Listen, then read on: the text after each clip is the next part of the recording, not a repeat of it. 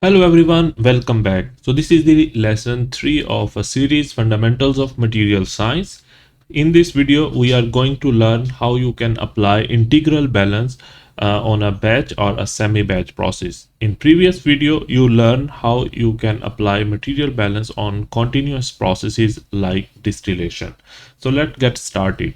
Here is the problem statement that we are going to solve in this video. There are two methanol and water mixtures in two different containers or flasks. So the first mixture contains 48% of methanol and the second mixture contains 78% of methanol. It means that there is, if the total weight of the mixture is 100 gram, out of that 70 gram is methanol and 30 gram is water. If 200 gram of the first mixture is combined or mixed with 150 gram of the second mixture, what are the mass and composition of the products? So these are the two unknowns that we have to calculate. So as I mentioned in previous videos, the very first step whenever you are going to solve this kind of problems, the very first step is you have to draw a process flow diagram that will really help you to identify the inputs and the output streams, and in this way you will easily apply the material balance. So let's draw the diagram or the process flow diagram. So here the flask one that contains 40% of methanol, the second flask that contains 70% of methanol. So they are going to be mixed. So here we know 200 gram of the first stream and 150 gram of the second stream are going to be mixed. And what is the output? In the output, the mixed stream, we have to find its mass and also the composition. What is the composition of methanol and what is the composition of water? I mean, if you know the methanol, definitely you know the water. So this is the overall picture of whole problem. So you can see in this process there is no chemical reaction involved. So in general mass balance equation, the terms like uh, uh, consumption and generation, we can eliminate them. Also there will not be any accumulation. Okay, so the mass balance equation will become input equal to the output, and here first we will apply total mass balance. So for total mass balance, very simple, mass of stream 1 plus mass of stream 2, that is equal to the this mass. So when we do that, we have our first answer, that is 250 gram is the output stream mass. Okay, so I just put here, uh, sorry, it's 350, not 250 gram. The next step is we have to apply material balance on methanol stream. So on methanol, in the stream 1, you can see the the weight percentage is 0.4 gram of methanol. So if we take the basis 1 gram, then it will become 200, that is the total mass, multiplied by 0.4 gram per gram of methanol plus, so this is the stream 1, this is stream 2. In stream 2, the total mass of the stream is 150. Out of that, 0.7 gram per gram of that stream is methanol, and these two are the inputs. Okay, and equal to output that we don't know, but now we know the total mass of the output stream, that is 350 gram, and what is the composition of methanol we don't know. That's why we write here x. So x gram of methanol in that stream. So in this equation we only have one unknown, that is this x. Okay, and if we solve this equation we have this value, that is 0.529 gram. And if I talk about in percent, it will be 52.9% of methanol in the output stream. Okay, so basically we find both unknown variables that was asked in the calculation or in the problem statement, but to verify that we did correct, we can also apply material balance on the water stream. Okay, and here how we can apply that. So like we did for methanol, now we are going to do the same for the water stream. So what is the input, the total input into the mixture? It must be equal to the output. Okay, so 0.6 gram is water in the stream 1 multiplied by 200 plus 0.3 sorry 0.3, that is actually the weight percentage of water in this stream 2. So when we solve this, so the total input of water is 160 gram. So according to the law of conservation of mass, the input mass must be equal to the output if there is no chemical reaction, no consumption or generation. So 1 minus x, it is the balance for a water. We already know the value of x, so you just have to insert value of x here. We also know the total mass of the stream.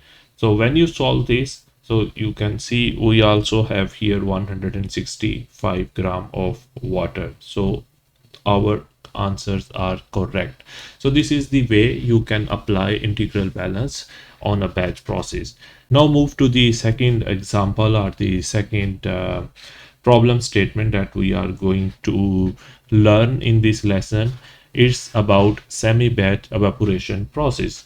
So let's read the problem statement. That is, air is bubbled through a drum of a liquid hexane. So we have a liquid hexane in a drum, and the flow rate of the air that is passing through that liquid hexane is 0.1 kilomole per minute. The gas stream leaving the drum contains 10 mole percent of hexane vapor. So this is the composition of hexane in the outlet stream. Air may be considered insoluble in the liquid hexane. So it means the air is not being dissolved at all in the liquid hexane. So we have to consider this. Use an integral balance to estimate the time required to vaporize 10 cubic meter of liquid hexane. So basically we have to find the time that this process needs so that 10 cubic meter of that liquid hexane from the drum should be evaporated. Again, very first step to solve this problem, we have to draw the process flow diagram, and here it is. So this is the drum where these are the bubbles of air passing through the liquid hexane. Okay, so we know the input, that is the 0.1 kmol of air per minute, that is the flow rate of air passing through this drum, and the mole percent was given, so it was a 10. So 10 divided by 100 is equal to 0.1 kmol of hexane. And what would be the next? 0.9 kmol of air is coming out from this drum. So we have to find it out first, the molar flow rate like the air.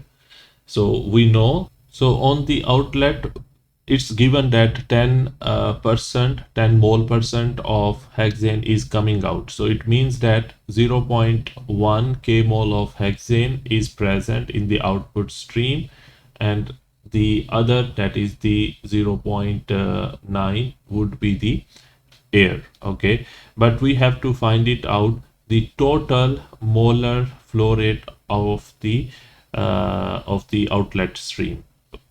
As it's mentioned in the problem statement, there is no chemical reaction, there is no dissolution of air in the liquid hexane. So we can assume here that there is no generation, also no consumption, and similarly there is no accumulation. So the mass balance equation will become input is equal to the is equal to the output.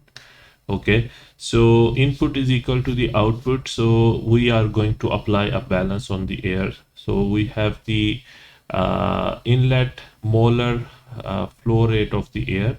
We also have the mole percentage of air in the outlet. So from this we can find out the total molar flow rate of the outlet stream, that is given here. So it's 0.111 kilomole per minute of the outlet stream. Okay, next step is we have to find time in which 10 cubic meter of hexane should evaporate.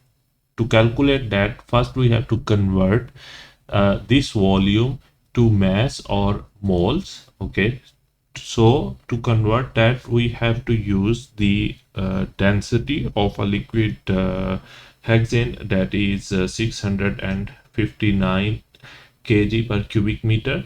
Okay, so this cubic meter will be cancelled with this one, and in 1 mole of hexane has 86.2 kg of a mass. So this kg will be cancelled with this one. So we have answer in the form of k mole of hexane. So there are 76.45 kilomole of hexane that we have to evaporate. Okay, in the next step, because we have to remove this much amount of hexane from the system, so we consider or we assume that it's the accumulation term, and that is being evaporated at the rate of the air in which it's passing through the outlet. Okay, outlet stream here. So we are just multiplying a new term, that is the final time or the time required to evaporate this much of hexane. So the accumulation is equal to 76.45 kilomole of hexane. Okay, and we know that the molar flow rate of outlet stream. We also know that how much is the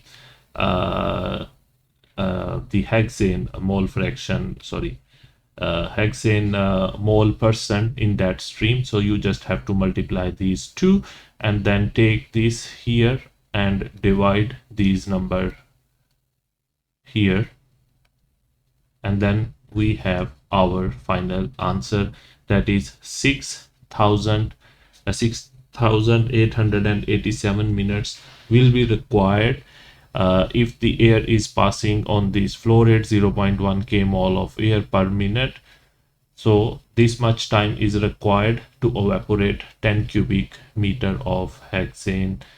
So this is the answer of second problem. Now, so here is the lesson summary. First, you have to identify the process type before applying the balances. Then you have to simplify based on steady state, unsteady state, or mass conservation. Then use a differential balance for continuous processes or integral balance for batch or semi-batch processes. So that's all for today's video. In next video we will learn some new concept in material balance domain. If you like this video, please don't forget to like, share and subscribe to the channel. Until next video, take care. Bye bye.